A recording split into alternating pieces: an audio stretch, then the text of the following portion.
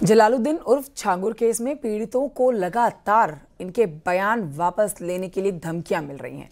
अब कोतवाली उतरौली पुलिस ने छांगुर के 3 गुर्गे रियाज,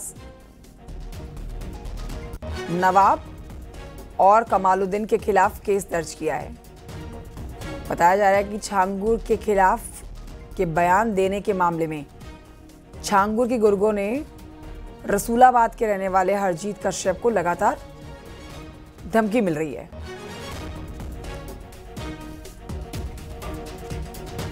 हमें उतरौला से पहले डुमरियागंज वाले रोड पर 3 लोग मिलते हैं। यही रियाज, नवाब, कमालुद्दीन गाड़ी रुकवाए, धमकी दिए। यहाँ तक कहे कि 24 घंटे में जा करके लखनऊ एसटीएफ में जा करके अपना बयान वापस ले लो, नहीं तुमको तुम्हारे परिवार को जान से मार दिया जाएगा। और जिस के कहने पर तुम कर रहे हो, जो तुम्हारा विश्व हिंदू परिषद का जो अगुवा है, अध्यक्ष है, उसको भी को मरवा देंगे। लखनऊ में धर्मांतरण के आरोपी छांगुर का मेडिकल कोर्ट में पेशी से पहले छांगुर का मेडिकल चेकअप हुआ है। आज खत्म हो रही है यूपी एटीएस की रिमांड।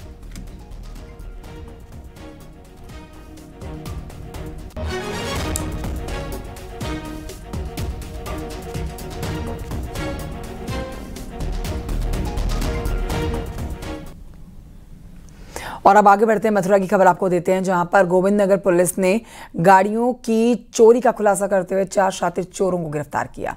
चेकिंग के दौरान पुलिस को ये सफलता मिली है। शातिर चोरों के कब्जे से 6 बाइक, 3 फर्जी नंबर प्लेट, अवैध चाकू बरामद कर लिया गया है। अभी 14 जुलाई को रात्रि 11:15 बजे गोविंद नगर पुलिस द्वारा इनकी गिरफ्तारी की गई है। इनके कब्जे से 6 मोटरसाइकिल बरामद हुई, 2 चाकू बरामद हुए और इन 6 मोटरसाइकिल में से 5 मोटरसाइकिल हमारे जनपद मथुरा के विभिन्न थाना क्षेत्रों के मुकदमा अभियोग से संबंधित भी हैं। एक मोटरसाइकिल दिल्ली की भी कनेक्ट हुई है, थाना सीलमपुर की, और इस संबंध में भी आज इनको यहाँ पर माननीय न्यायालय के समक्ष पेश कर अग्रिम विधिक कार्रवाई आज अमल में लाई जा रही है। और अब आपको बताएं झांसी की खबर, जहां पर धसान नदी में तेज बहाव में एक युवक बह गया। मछली पकड़ने के लिए सुजावनपुरा घाट पहुंचा था ये। एसडीआरएफ की टीम ने रेस्क्यू ऑपरेशन चलाया, लेकिन 30 घंटे से भी ज्यादा का समय बीतने के बाद युवक का अभी तक कोई सुराग नहीं लगा है।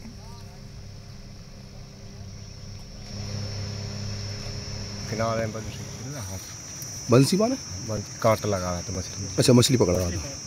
तो जो है पता नहीं, अकेले बैठे थे। हाँ, हम लोग आते ऊपर। अच्छा, तो पता नहीं जो है बाद में जो 2-3 लगा थे हाँ। उनने देखो बहुत दिखाने बोले तो बेचल नहीं हमको।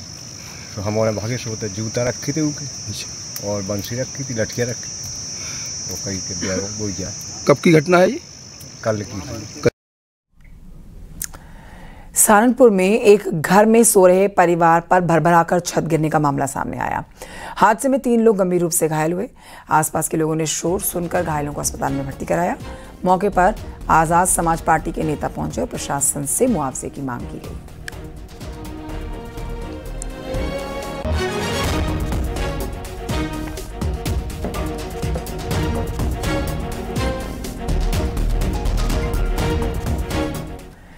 कासगंज में तेज बारिश के दौरान एक मकान का लेंटर गिर गया। हादसे में मलबे के नीचे दबकर एक महिला की दर्दनाक मौत हो गई, जबकि दूसरी महिला गंभीर रूप से घायल हो गई है। घायल महिला को अस्पताल में भर्ती कराया गया।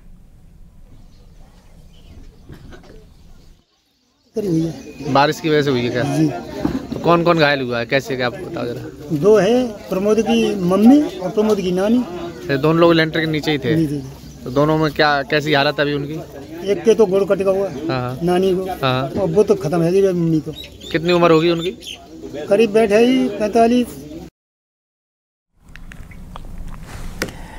औरैया में आबकारी विभाग और पुलिस ने जॉइंट छापेमारी में करीब 1500 लीटर लहन और 20 लीटर अवैध शराब बरामद की है। इसके साथ ही पुलिस ने दर्जनों शराब की भट्टियों को भी नष्ट किया है। पुलिस और आबकारी विभाग का नशे के खिलाफ 24 जुलाई तक अभियान चल रहा है, जिसे लेकर अलग अलग इलाकों में पुलिस दबिश दे रही है। शासन द्वारा समय समय पर विशेष प्रवर्तन अभियान शराब तस्करी और कच्ची भट्टी नष्ट करने के संदर्भ में चलाया जाता रहा है। ये दिनांक 15 तारीख से 24 तारीख तक 10 दिवस में अभियान विशेष प्रवर्तन अभियान चलाया जा रहा है। इसमें मेरे द्वारा आबकारी टीम के साथ में और पुलिस टीम के साथ में मोहल्ला आदर्श नगर में आज सुबह छापामारी की गई, जिसमें मौके पर एक कड़ी भट्टी नष्ट की गई। लगभग 15 किलोग्राम मौके पर नष्ट किया गया। खबर हाथरस से है, जहां पर मथुरा से शाहजहांपुर जा रही डबल डेकर बस में बाइक सवार को पीछे से टक्कर मार दिया गया, जिसमें बाइक सवार की मौके पर मौत हो गई है। साथ ही आपको बताएं कि बस भी अपना आपा खोते हुए नियंत्रित खोते हुए पलट गई है। इस हादसे में बस में सवार लोग घायल हुए हैं, उन्हें अस्पताल में भर्ती कराया गया है।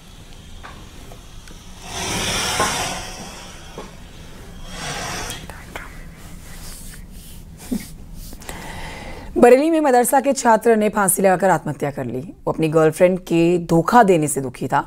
तालीम पूरी होने की अपनी दोस्त से शादी वो करना चाहता था, लेकिन लड़की की शादी दूसरी जगह तय कर दी गई, जिससे वो परेशान था।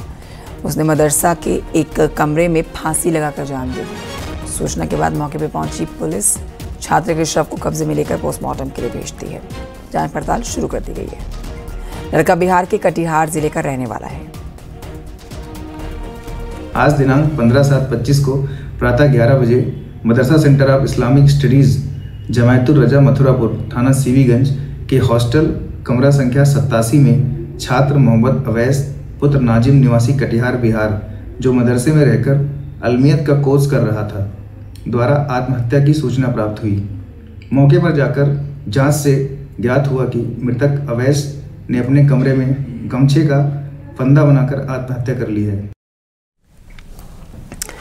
सीतापुर में निकाह से पहले दूल्हा फरार हो गया। गांव की एक लड़की से पिछले 3 साल से प्रेम प्रसंग उसका चल रहा था। युवक के निकाह से मना करने के बाद पंचायत बुलाई गई। पंचायत ने निकाह कराने का फैसला किया। पंचायत के फरमान के बाद ही अमन को हमीद के घर बारात लेकर जाना था।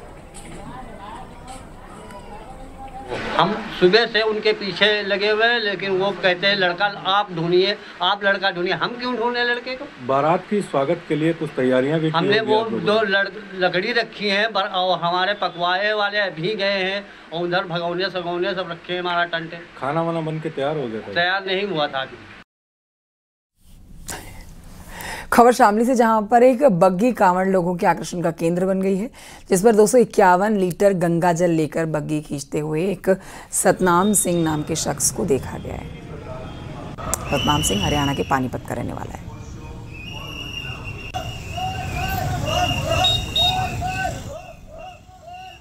कारण कुछ नहीं भैया, गाँव के 70-80 बच्चे चल लेके जाते थे, वो सभी विदेश चले गए हैं। गाँव की सुख शांति और समृद्धि के ये मैंने जल उठा रखा है। भोलानाथ सभी जीवों को सुख दे, और यही सोच के मैंने अपना जल उठाया है 275 लीटर। खबर मेरठ से, जहां पर कांवड़ यात्रियों के लिए सुरक्षा के कड़े इंतजाम किए गए हैं। जगह जगह पर शिविर के साथ सुरक्षा के पुख्ता इंतजाम किए गए। मेरठ एडीजी जोन के मुताबिक कांवड़ यात्रा के लिए जम्मू कश्मीर से लेकर गुजरात, महाराष्ट्र सभी जगहों के कांवड़िए यहां पर पहुंच रहे हैं, जो कि मेरठ से होते हुए ही गुजरते हैं।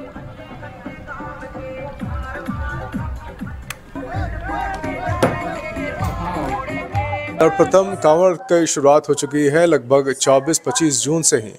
जो सारे कांवड़ी जो लगभग 150-125 kg का जल लेके ऋषिकेश और हरिद्वार से वो राजस्थान हरियाणा के लिए चल दिए, और काफ़ी तो अपने गंतव्य स्थान पे पहुंच गए हैं। और शिवालय पे भी प्रथम सोमवार था, तो प्रथम सोमवार को जलाशय पे जो जल अर्पण किया गया, पूजा किया गया।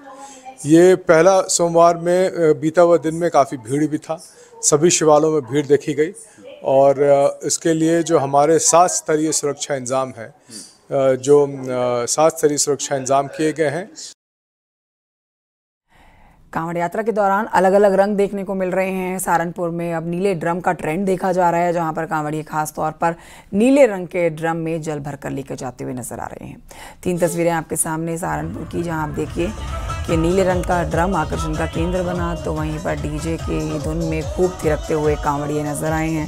साथ ही सुरक्षा चाक चौबंद है, चप्पे चप्पे पर पुलिस की पैनी नजर है। तस्वीरें आपके सामने।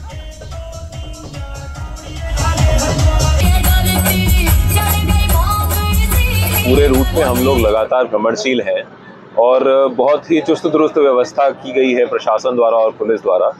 जगह जगह पर हमारे अधिकारी मौजूद हैं और ताकि कांवड़ यात्रा जो है बिल्कुल सुखद तरीके से हो, किसी भी दुर्घटना से बचकर सारी यात्रा करवाई जाए। पूरे रूट पर हम लोग पिछले 1 महीने से लगातार व्यवस्था कर रहे हैं। पूरे रूट को पहले से ही ठीक किया गया था और अब भी हर जगह पर, हर पॉइंट पर ये देखा जा रहा है कि कहीं पर अगर कोई दिक्कत हो तो उसको तत्काल हम लोग एड्रेस कर सकें। उधर सहारनपुर में एक शख्स बेटी की मनोकामना पूरी करने के लिए 121 किलोग्राम का कांवड़ लेकर निकला हुआ है, जिसमें आप देखिए कि अपने घर में वो बेटी चाहता है जिसके लिए उसने इतना वजन लिया है। एक छोटा सा बच्चा भी आपको नजर आएगा यहाँ पर जो इस शख्स के साथ चलता है और कांवड़ में पूरी भागीदारी दे रहा है। सहारनपुर के कांवड़ रूट पर हमें एक ऐसी टोली देखने को मिली है जिसमें 121 केजी वजन के साथ एक कांवड़ को हरिद्वार से चंडीगढ़ के लिए लेके जा रहे हैं। वहीं एक छोटा बालक वह अपनी इंडिविजुअल कांवड़ लेकर चल रहा है और इनसे बात करते हैं हम। कहाँ से आपने जल भरा है, क्या नाम है आपका? सावन है मेरा नाम। सावन। कहाँ से जल भरा और कहाँ तक जाएंगे आप? ये हरिद्वार से जल भरा, चंडीगढ़ जाएंगे 26 अक्टूबर। चंडीगढ़ में जाने के बाद जल अर्पण करेंगे। क्या कोई मनोकामना मांगी है आपने? हाँ, मनोकामना मांगने की लड़की की गुड़िया की मनोकामना मांगी थी। क्या? गुड़िया की। गुड़िया हो? हाँ। छोटा बालक है। क्या नाम है तुम्हारा? बिहान। है? बिहान। बिहान। कहाँ से जा रहे हो आप? चंडीगढ़। कहाँ से आए हो? हरिद्वार से? हरिद्वार से पैदल ही आ रहे हो? कितनी उम्र है आपकी? 10 किलो। और वजन कितना है तुम्हारे में उसमें? 10 लीटर। देवेश यागी, न्यूज़ 18 सहारनपुर। मथुरा में एक हैरान करने वाला मामला देखा गया जहां पर बताया जा रहा है कि एक नाग को मारने पर नागिन ने बदला लेने के लिए उसी के परिवार के 3 सदस्यों को डस लिया। 35 साल के मनोज की मौत हो गई है, 2 लोग गंभीर रूप से घायल हैं। बताया जा रहा है कि कुछ दिन पहले ही नाग मनोज को मार चुका था, जिसके बाद लगातार नागिन घर के आसपास थी और अब उसने बदला लिया। मनोज नाग को मार चुका था। हमारे भाई उसी रात को पप्पू और हमारे जीजा जी थे दिनेश, वो अपनी बिस्तर पर सो रहे थे, उनको भी उस नाग ने काट लिया। उसके बाद हमने उसे पकड़ लिया, डिब्बे में बंद करके रख लिया। बागी वगैरह आए, उन्होंने थारी वगैरह बजाई। उसके बाद उसने बताया बागियों ने कि इसमें इनका परिवार रह रहा है उसी घर में सरफों का। उसमें 2 पकड़ लिए सांप हमने, 2-3 अभी और हैं।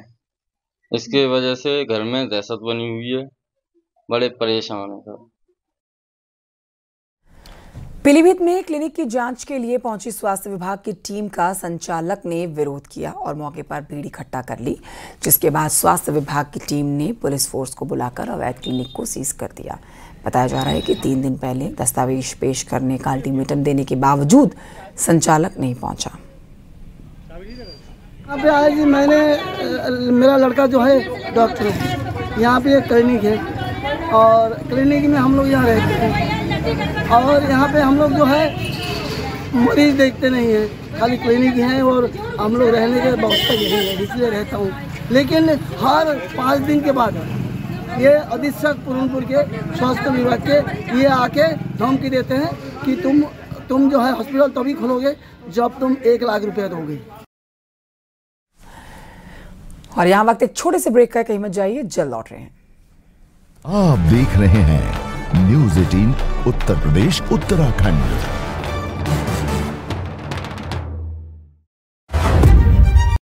आप देख रहे हैं न्यूज़ 18 उत्तर प्रदेश उत्तराखंड।